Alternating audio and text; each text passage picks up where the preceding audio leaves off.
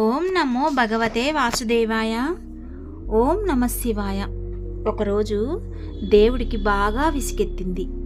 అసలు ఎందుకు విసిగెత్తింది అన్నది ఈ వీడియోలో చెప్పుకుందాం.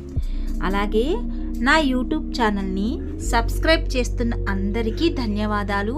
ఎవరైనా సబ్స్క్రైబ్ చేసుకోకపోతే తప్పకుండా సబ్స్క్రైబ్ చేసుకోండి. పక్కనే ఉన్న బెల్ ఐకాన్ని క్లిక్ చేయండి. నా ప్రతి వీడియో మీ దాకా చేరుతుంది. ఎవరైనా సబ్స్క్రైబ్ చేసుకోకపోతే తప్పకుండా సబ్స్క్రైబ్ చేసుకోండి. పక్కనే ఉన్న బెల్ ఐకాన్ని క్లిక్ చేయండి. నా ప్రతి వీడియో మీ దాకా చేరుతుంది. దేవుడికి ఒకసారి బాగా విసిగెత్తింది. ఎప్పుడు చూసినా నాకది కావాలి, ఇది కావాలి అని కోరికలతో వేధించి వెంటాడే మనుషులు కోరికల తాకిడికి ఆయన అలసిపోయాడు. వీళ్ళకి కనిపించకుండా ఎక్కడికైనా అతి రహస్య స్థావరానికి వెళ్ళిపోవాలని దృఢంగా నిర్ణయించుకున్నాడు.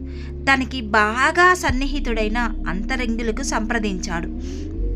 ఒకరు చంద్రమండలానికి వెళ్ళమన్నాడు. మరొకడు ఎవరెస్ట్ శిఖరం మీద కూర్చోమన్నాడు. మరొకరు ఎవరు రాలేనంత దూరంలో భూమిని తొలుస్తూ వెళ్ళి దాక్కోమన్నాడు. లాభం లేదయ్యా, ఏదో ఒక నాటికి మనిషి వీటన్నిటినీ దాటి అక్కడికి కూడా దాపరించి అక్కడ కూడా నా ప్రాణం తీస్తాడు అన్నాడు స్పృహగా. అప్పుడు అత్యంత సన్నిహితుడైన అంతరికుడు ఒక అద్భుతమైన సలహా ఇచ్చాడు. స్వామి, నిన్ను మనిషన్నవాడు చూడలేని ప్రాంతం ఒకటి ఉంటుంది, అక్కడికి వెళ్ళు అన్నాడు.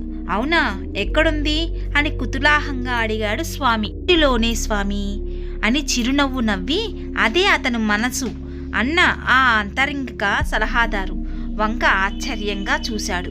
మనిషి అన్నీ చూడగలడు, కానీ తన మనసు లోపలికి తాను చూసుకోడు. అందువల్ల అంతకన్నా పదిలమైన చోటు నీకెక్కడ దొరకదు స్వామి అన్నాడు. అంతే, మరుక్షణం స్వామి అదృశ్యం. ఇంకా మనుషులు దేవుడి కోసం బయట వెతుకుతున్నారు. అంతర్యంలో ఉన్న సర్వంతర్యామిని చిద్విలాసంగా చిరునవ్వు నవ్వుతూ ఈ మనిషి గమనిస్తూనే ఉన్నాడు. దేవాలయంలోకి వెళ్ళాలంటే బాహ్యశుద్ధి కావాలి, దేవుడు కలవాలంటే అంతర్శుద్ధి కావాలి. భగవంతుడు అందరిలోనూ ఉన్నాడు, తన మనస్సులోనే కొలువై ఉన్నాడు. కానీ మన మనస్సుని బాహ్యశుద్ధిని శుభ్రం చేసుకోక బయట ఎక్కడికి వెళితే కూడా మనశ్శాంతి దొరకని చోటికి వెళ్ళినా కూడా భగవంతుడి సాక్షాత్కారం దొరకలేదని బాధపడుతూ ఉంటారు.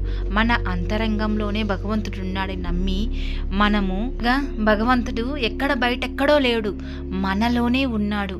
మనలో చూడాలంటే ఇలా చూస్తామా? లేదు కదా.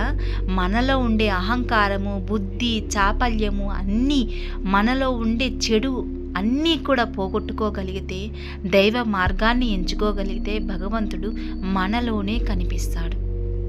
సర్వము శివార్పణం. నచ్చినట్లయితే తప్పకుండా సబ్స్క్రైబ్ చేయండి, షేర్ చేయండి, కామెంట్ పెట్టండి.